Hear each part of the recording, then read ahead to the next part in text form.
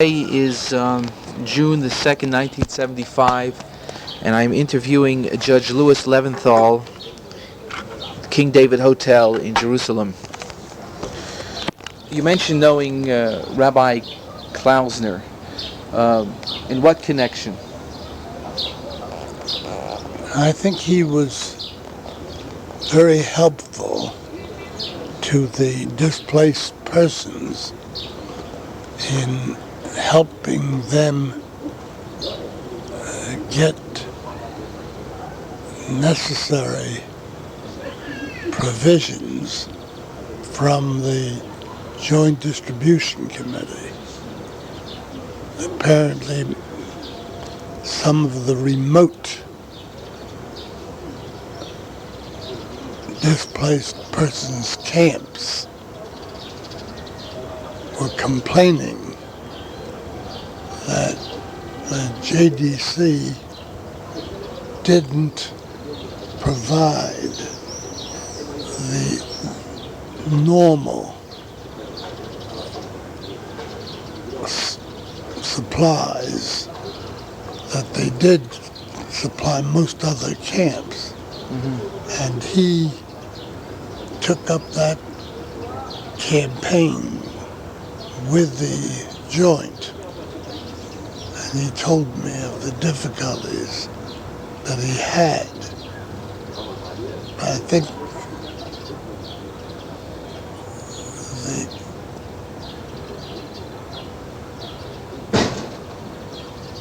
the grievances, if there were any, were all settled before I left.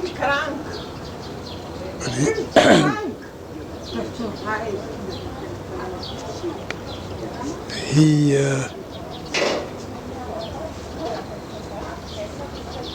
made somewhat of a public issue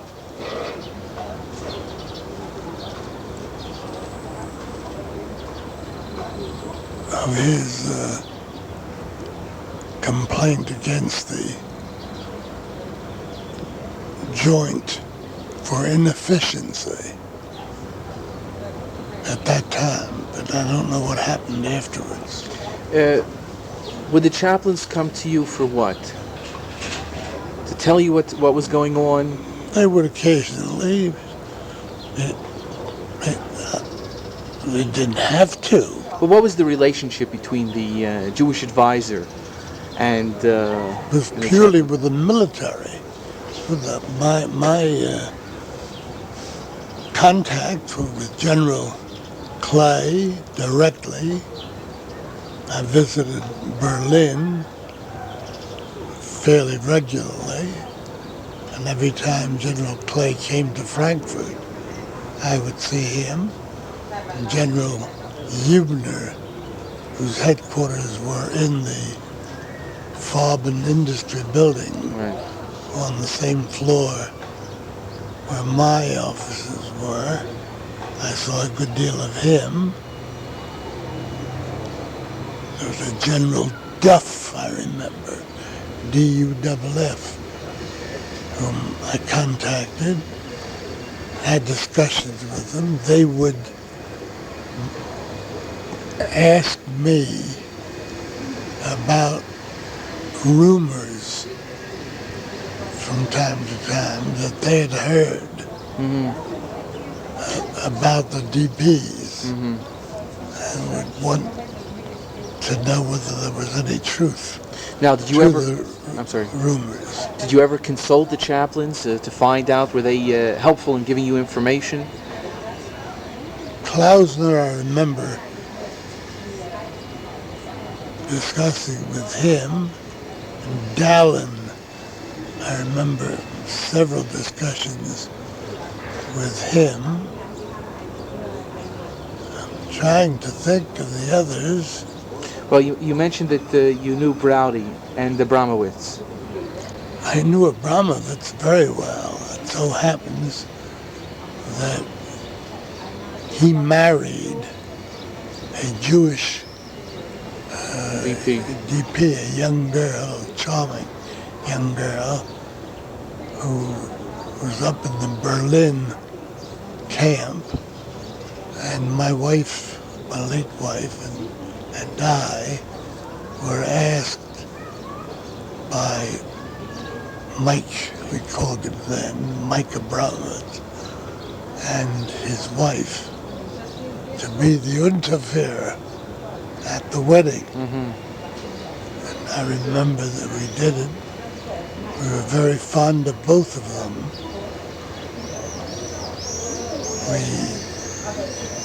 My wife saw to it that she got a lovely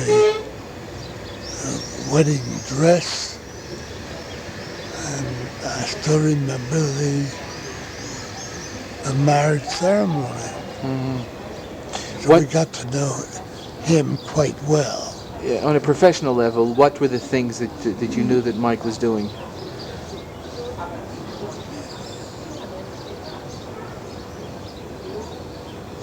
I'm sure he did his duty, but I don't know of anything special. You don't know anything special. What about with Rabbi Browdy?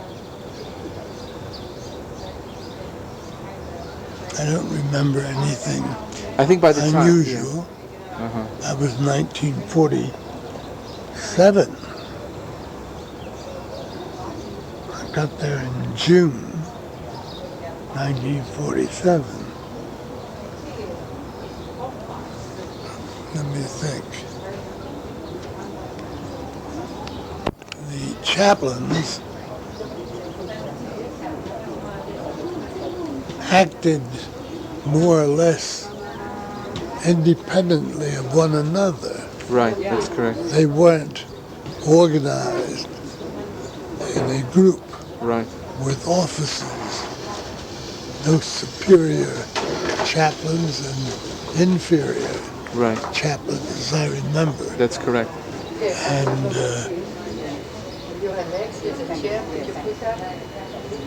occasionally there would be complaints from the chaplains about the Joint Distribution Committee. The great problem during the time that I was there was the adequacy of supplies and the quality of quantity of distribution of supply. Which was not supposed to be too good? It wasn't even. And it's not the fault of anybody. It was the location of the EPs camps. They were scattered. Right. Some were remote. It was more difficult and probably more cumbersome and expensive to get the necessary supplies to some of the camps than to others. Right. I have no doubt that there was an oversupply of facilities in some camps because of their advantageous location. You can't blame the Joint Distribution Committee for that, I don't suppose. But the complaints were directed, I think, to the Joint because they were the source of the supplies. But nothing serious. I think that the DPs, as I knew them, were conscientious and did the best they could under the circumstances. And I think they had the sincere gratitude of the leaders of the DPs. I never heard any complaints from the members of the Central Committee with whom I was in constant contact every week, at least once, sometimes 3-4 times a week. Representatives of the Central Committee would come up to my office in Frankfurt to tell me about problems that arose from time to time. You have consulted Abe Hyman, haven't you? Sure. He had records, I think. Right, he has the records of all of the that whole period. When you were in Frankfurt, did you know anything about the Frankfurt Jewish GI Council? Rabbi Yosef Miller was in charge of that. Do you remember anything about that? I met him. I don't have a distinct recollection. I remember Rabbi Sneg. Uh-huh. You know who he was? S-N-I-E-G. No. He was the important rabbi For the Orthodox Jewish community, uh-huh. for all the Orthodox DPs and Germans. Mm-hmm. He was a bearded Orthodox rabbi Mm-hmm. who was instrumental in getting the Talmud Uh-huh. published by the military government. Now, there were some rabbis who were involved in that effort also. I'm talking about Rabbi Snee. No, but chaplains, I mean. Oh, maybe they helped get the paper and Right. things. You know, yes, not only chaplains, ordinary soldiers, officers who were Jewishly minded were helpful to Sneg. Mm-hmm. Sneg had the respect of the conscious Jews Mm-hmm. because they thought it was sort of a bizarre project to publish A Talmud in German. very, not in German, No, in Germany, I say. yeah, but a Talmud beautifully. The paper was the finest quality that Germany had at that time. Mm-hmm. The binding was excellent. The Hebrew University Library has a copy of that edition. Mm-hmm. It's worthwhile seeing because each volume has a front page sketched by an artist showing the concentration camps. Oh.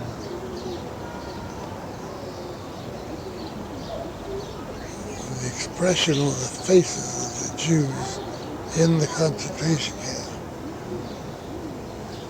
There was a reference to the Talmud, working on the Talmud in the concentration camp, which is imaginary. I don't think they did it at all. Mm-hmm. But the artist was trying to depict an imaginary conception of this yearning Mm-hmm. for a Talmud to emanate from the agony of that experience. Mm-hmm. Sneg, I remember very distinctly, he came to me very often, and I was helpful. I say General Clay was helpful. Mm-hmm. I was the intermediary to get whatever supplies he needed.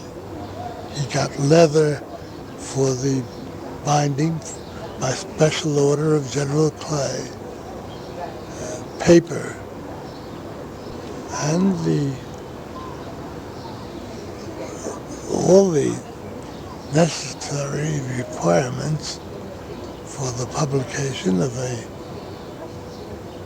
impressive-looking edition of the Talmud. Mm-hmm. I think that was the one achievement that many of the leaders among the intellectuals of the DPs were most proud of. Mm-hmm. You're right. Now, during your time as Jewish advisor, what would you say was the most important things you were able to do for the Jews? Well, I think the fact that I was the first of the advisors who had been previously connected with the Zionist movement officially, was helpful in raising the morale and the spirit of the activist Zionists. For instance, I was elected at a conference of general Zionists in, I'm trying to think of the name, you'll think of it. Where did Hitler have his home? Up in the, remember? Berchtesgaden. Right there. In Berchtesgaden, yes. Berchtesgaden. In a hall in Berchtesgaden. They had a Zionist convention. And their talk was about Israel. Their dream of coming here. They didn't. They talked. A wonderful, emotional Zionism. They preferred death, they said, to living anywhere else, even including America. They were hostile to America, many of them. They felt that the Jewish people had been mortally insulted by the immigration authorities, Congress. Right. And they resented it. Said that even if the law would change, it would be too late. The insult had been inflicted. Right. Many of them said that. Right. And they were ardent Zionists, no doubt about that. Many of them, I think, would have, and did actually, contemplate suicide at the time of the Exodus. Return, when the passengers of the Exodus were forced back into the British zone. General Clay told me he heard rumors from the British intelligence that there had been some secret meetings among the leaders of the Exodus returned passengers to stage a demonstration, a gruesome demonstration of a mass suicide of a small, reasonable group, maybe 25, 30 people, with a demonstration of their protest against Great Britain. Do you think that was a serious I think so. rumor? I went up. I traveled with Mrs. Levinthal up to the British zone and met with the Central Committee. It was a secret meeting because they didn't want the British to know that they were meeting. So we met about midnight.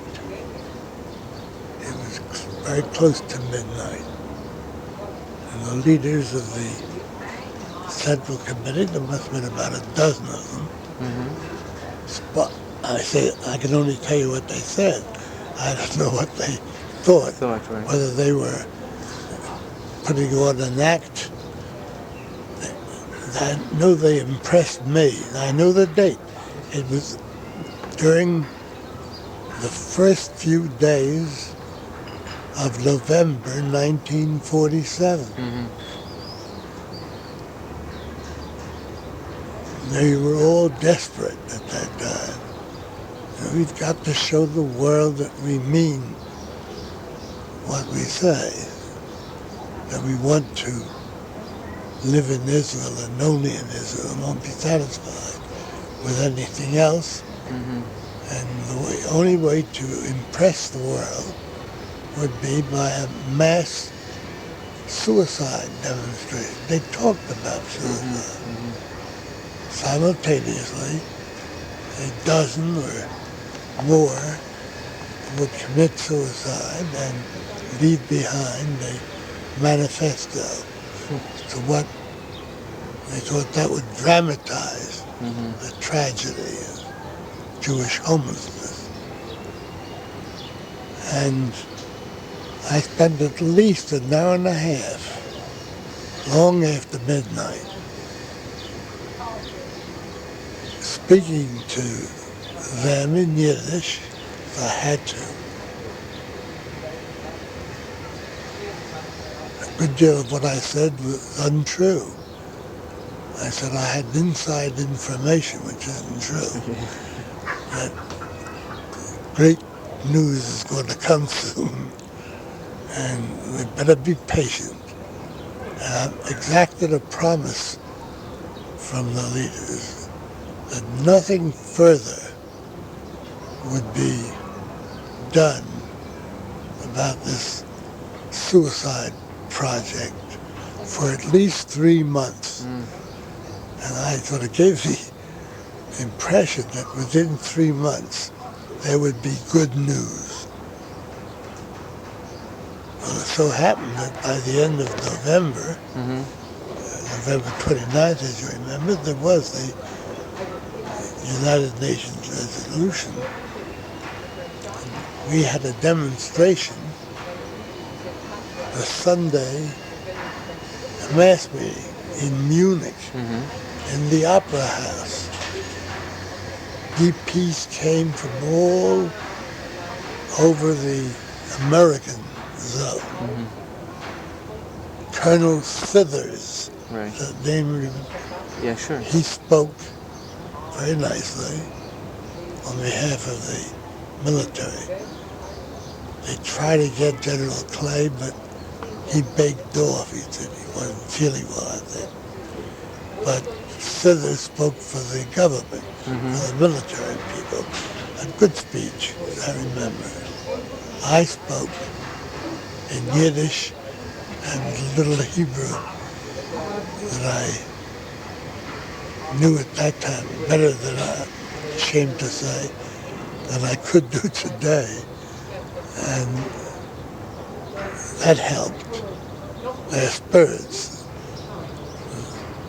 It was the only occasion when I saw the DPs en masse laughing and smiling and exuberant. They really believed messianic days were coming. The wonderful crowd. And they had banners all around the Opera House. Am Yisrael Chai, and other, cliches. I'm trying to think who else spoke. Oh, there was one man there, a German. He committed suicide later. You probably know whom I mean, don't you? There was a leader among the Germans. Amongst the Germans? He was a German Jew who had married a Gentile woman. Yeah, no, at the moment I don't remember. I think he's written up in The Redeemers. You read that book? Sure. What was his name? Big fat fellow. He was an important figure among the German Jews, but was accused of some corruption. He claimed it was anti-Semitism, and I think he committed suicide because of those charges. I don't remember. Very sad case. I don't remember his name. fine. But I'm quite sure that That can be checked. There's no problem. Schwartz wrote Right, that Leo book. Schwartz. Now let's see. Tried to think of incidents. There was one problem that the military had where the DPs, the fortunate DPs in Bad Nauheim? Gastein, Bad Gastein. That was in Austria, right? I think Eisenhower originally, when he rescued the remnants of the Jews, did a very generous thing. The Jews looked as if they were on the verge of death. They were emaciated. They were skeletons. If they had lived a week longer, it would be a miracle. If Eisenhower hadn't done what he did, he took all of the lush, luxurious hotels in Bad Gastein, evacuated the Austrians who were living in luxury in those hotels, and turned those hotels over as hospitals for the dying skeletons. Yeah, Rabbi Eli Bonin from Providence was the rabbi in that area, the chaplain in that He area. knows the story. He knows the story, right. Yeah. I know this part. When I was there, I was asked by General Clay 2 or 3 times, and I hated to do it, to go down to Bad Gastein, get the largest meeting hall among the hotels, and gather the leaders of the DPs, and gently, yet as firmly as possible, to convey the message from the army that the United States was determined to return the hotels to their legal owners, which would mean that the DPs who were living there in luxury would have to leave.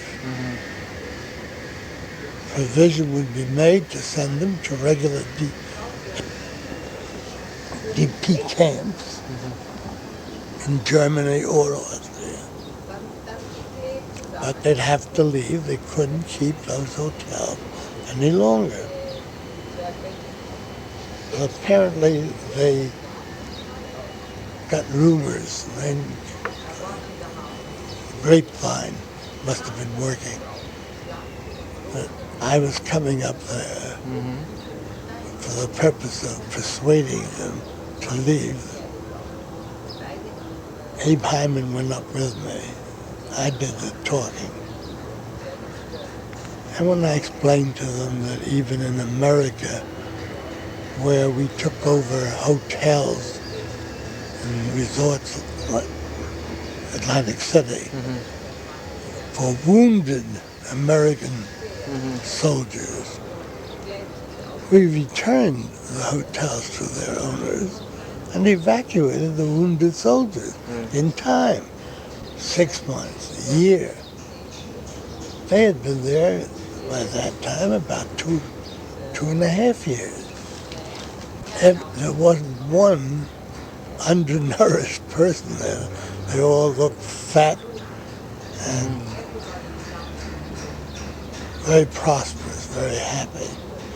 They had luxurious bedrooms. They had baths, private baths. apparently sulfur baths. And they would just lie and luxuriate in those baths. I realized it was going to be awfully difficult. It was the most difficult test that I had, because I know that it was a test of the authority of Clay. He knew that he might have to use the soldiers to force them out. When I talked as gently as I could, suddenly the whole audience, as if they had rehearsed the thing, responded to my plea by saying together the chant, Mergayanit, Mergayanit, Mergayanit. And that, they drowned me out. They couldn't hear what I said. All I heard was Mergayanit. They're all Romanian apparently. Most of these people. That's the Romanian accent. Yeah. Gayan is not German, is it? Sure, Gayan. Yeah, Gayan is not Gayan.